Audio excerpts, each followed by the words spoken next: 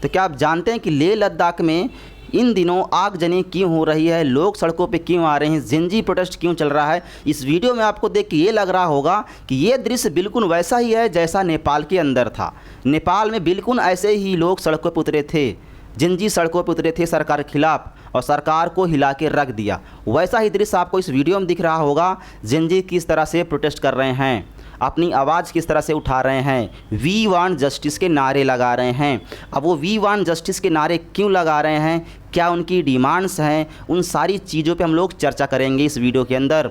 ये सारा सिनेरियो आपको समझ में आ जाएगा कि जो लेह लद्दाख के जो जिंजी हैं वो सड़कों पे क्यों आके आक्रोश में हैं, क्यों एग्रेसिव होके आग लगा दे रहे हैं, सीआरपीएफ की गाड़ियों में आग लगा दिए, या बीजेपी के दफ्तर को किस तरह से फूंका जा रहा है। इस वीडियो में आपको दिखाई दे रहा होगा कि जो बीजेपी का दफ्तर है किस तरह से फूंका जा रहा है, सीआरपीएफ की गाड़ियाँ किस तरह से फूंकी जा रही है। सारा मामला आपको समझ में आ जाएगा।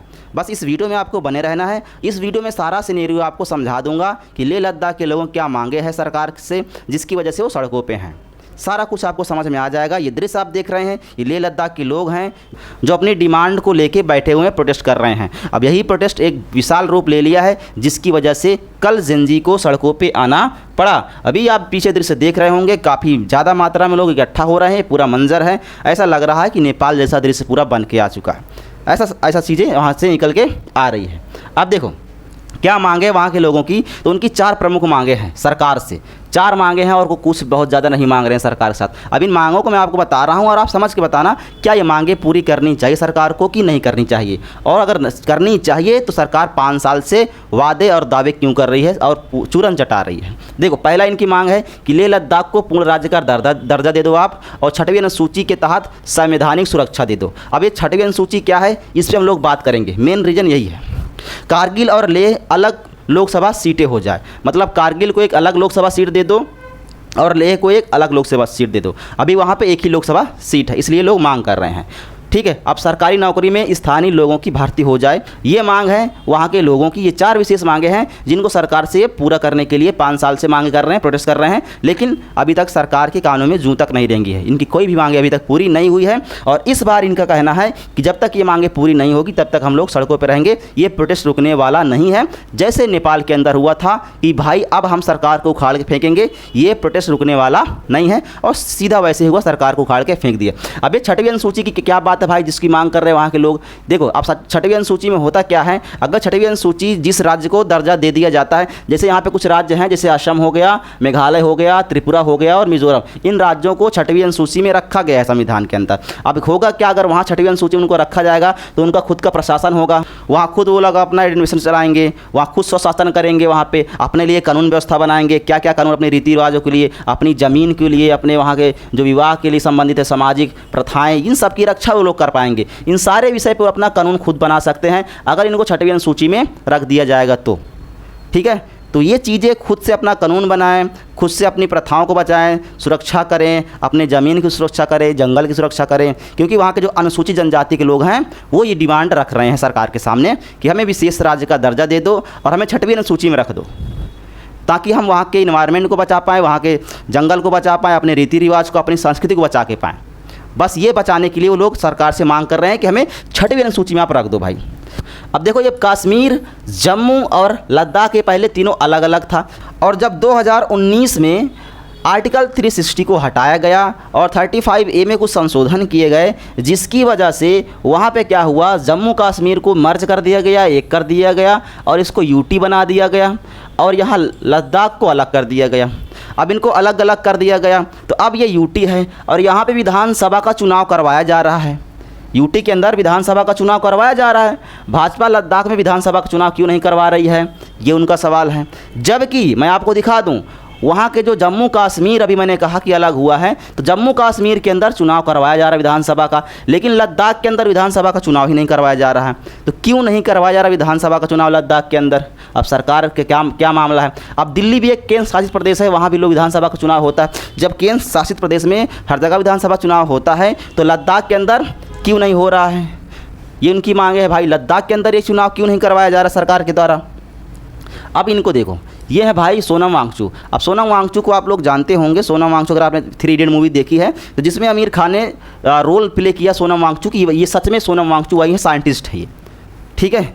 ये साइंटिस्ट है वहाँ के लद्दाख के, जो वहाँ के लोगों के लिए, वहाँ के जंगल के लिए, वहाँ के इन्वायरमेंट के लिए सबकी रक्षा कर रहे हैं वाह। और ये आज से नहीं, काफ़ी अरसे से 2019 से 2020 से प्रोटेस्ट कर रहे हैं अपनी मांग को लेके। अब आप सोच लो 5 साल होने वाले हैं, अभी तक इनकी मांगें पूरी नहीं हुई। और जो कल आगजनी हुई है उसमें ये 15 दिन हो गए भूख हड़ताल पर बैठे हैं, 15 दिन से खाना नहीं खाया इन्होंने, लेकिन सरकार के कान में जूं तक नहीं रेंगी है। अगर आप विधानसभा चुनाव वहाँ पे नहीं करवाओगे तो सीधा कंट्रोल किसका है वहाँ पे लद्दाख के अंदर? केंद्र सरकार का है, मतलब मोदी जी का और अमित शाह जी का है। अब अमित शाह और मोदी अगर वहाँ पे डेवलपमेंट करेंगे, वहाँ के लोगों को रोज़गार देंगे, वहाँ के लोगों के बारे में सोचेंगे, वहाँ के इन्वायरमेंट को बचाएंगे, ये सारा कुछ करेंगे, वहाँ के लोग कुछ करेंगे नहीं। लेकिन जब आप कुछ नहीं कर रहे हो तो वहाँ के लोग ये बोल रहे हैं कि भाई अगर आप कुछ नहीं कर पा रहे हो तो यहाँ विधानसभा का चुनाव करवा दो, हम अपना CM बनाएंगे, अपना सब कुछ बनाएंगे, अपना प्रशासन बनाएंगे, सब कुछ देखेंगे, पूरे राज्य के अंदर चलाएंगे अपने राज्य को अच्छी तरीके से। क्योंकि आप वहाँ बैठ के हैंडल नहीं कर पा रहे हमारे राज्य को, तो हमारे राज्य के अंदर आप क्या कर दो, विधानसभा का चुनाव करवा दो। हम भी अपना, जैसे जम्मू कश्मीर के अंदर, दिल्ली के अंदर CM है, हम भी अपने एक CM बना लेंगे और अपने देश, अपने राज्य की रक्षा करेंगे, अपने रीति रिवाज की रक्षा करेंगे। बस सिंपल सी मांग है उनकी, यही मांग है। अब इसी वजह से देखो ये क्या कर रहे भाई, वी वांट डेमोक्रेसी। अब जैसे राहुल गांधी ने जिक्र किया था अपने ट्वीट के अंदर कि भाई जो जेनजी है देश के, वो बचाएंगे डेमोक्रेसी। तो क्या ये जेनजी जो सड़क पर उतर के आए हैं, ये वही जेनजी है जिसकी राहुल गांधी जिक्र कर रहे थे अपने ट्वीट में? अब 6 शेड्यूल की बात कर रहे हैं, जो हमने जिक्र कर लिया भाई कि 6वीं अनुसूची की बात कर रहे थे। ये मामला है, मेन मामला वहाँ पे, और कोई मामला नहीं है। तो अगर आप इनको नहीं जानते हैं तो ये आमिर खान ने जो लद्दाख के अंदर, लेह लद्दाख के अंदर मूवी बनाई थी, जिसमें सोनम वांगचुक के बारे में है ये पूरी मूवी, ठीक है। लेकिन भाई साहब 15 दिन से भूख हड़ताल बैठे हैं, आमिर खान ने कभी कोई ट्वीट नहीं किया इनके लिए, ठीक है। अब धीरे धीरे लोग सड़कों पे आए। जब धीरे धीरे लोग सड़कों पे आए तो मैंने आपको वीडियो में दिखा दिया कि बीजेपी के दफ्तर में आग लगा दी गई, CRPF की गाड़ियों को जला दिया गया। ये सारा कुछ मामला सामने निकल के आया है। अब भाई एग्रेसिव हो रहे हैं लोग धीरे धीरे। 5 साल से आप वही चीज़ टाल रहे हो। ये चीज़ें हैं भाई, CRPF की गाड़ी को फूंक दिया गया, ये बीजेपी, ये भारत का झंडा लगा हुआ, इसको तो कुछ नहीं हुआ, लेकिन जो बीजेपी का दफ्तर है इसको आग लगा दिया गया, क्योंकि बीजेपी सरकार वहाँ हैंडल कर रही है। भाई आग लगा दिएगा, बहुत ज़्यादा नुकसान हुआ है। आप यहाँ स्क्रीन पे देख सकते हो, ये 15 दिन से भूख हड़ताल बैठे हैं, 15 दिन से। लेकिन 15 दिन के बाद जब इनको लगा कल ज़्यादा भीड़ एग्रेसिव हो गई है, तो ये अपनी भूख हड़ताल को क्या कर दिए, समाप्त कर दिए भाई, तोड़ दिए अपने अनशन को, सोनम वांगचुक, ठीक है।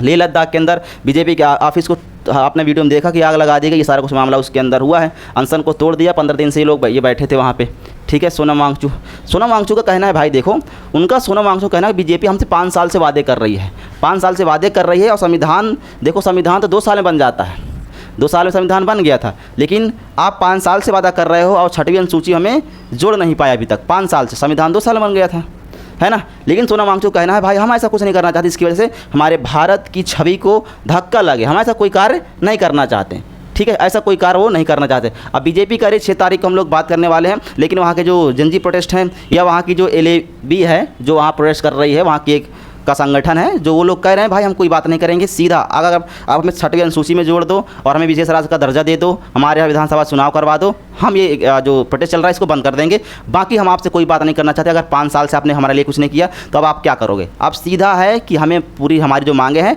आप मांगे पूरी कर दो, हम प्रोटेस्ट को रोक देंगे। जैसे नेपाल के अंदर हुआ था कि उनकी जो मांगे थी वो सरकार पूरी नहीं कर रही थी अपनी मांगे। अब लोगों ने क्या किया, जनजी प्रोटेस्ट किया, सड़कों पे आए, लोगों ने क्या किया, पूरा तख्ता पलट कर दिया, सरकार को उखाड़ के फेंक दिया। सेम ऐसा ही दृश्य आपको वीडियो में दिखा होगा कि किस तरह से लोग सड़कों पे आ रहे हैं, वी वांट जस्टिस के नारे लगा रहे हैं और लोग काफ़ी एग्रेसिव हैं। अब देखते हैं आगे क्या होता है, सरकार उनकी मांगे पूरी करती है या उनसे बातचीत करती है, वो लोग बात करने के लिए तैयार होते हैं कि नहीं होते हैं। सारा कुछ मामला मैं आपको अपडेट करता रहूँगा। लेकिन अगर आपको वीडियो अच्छी लगी है तो क्या करना है, ज़्यादा से ज़्यादा शेयर करना। अगर आप चैनल पर नए हैं तो चैनल को सब्सक्राइब करना है। अब मिलते हैं एक और अपडेट के साथ, तब तक के लिए जय हिंद, जय भारत। उम्मीद करता हूँ सारा कुछ अच्छा होगा। Thank you.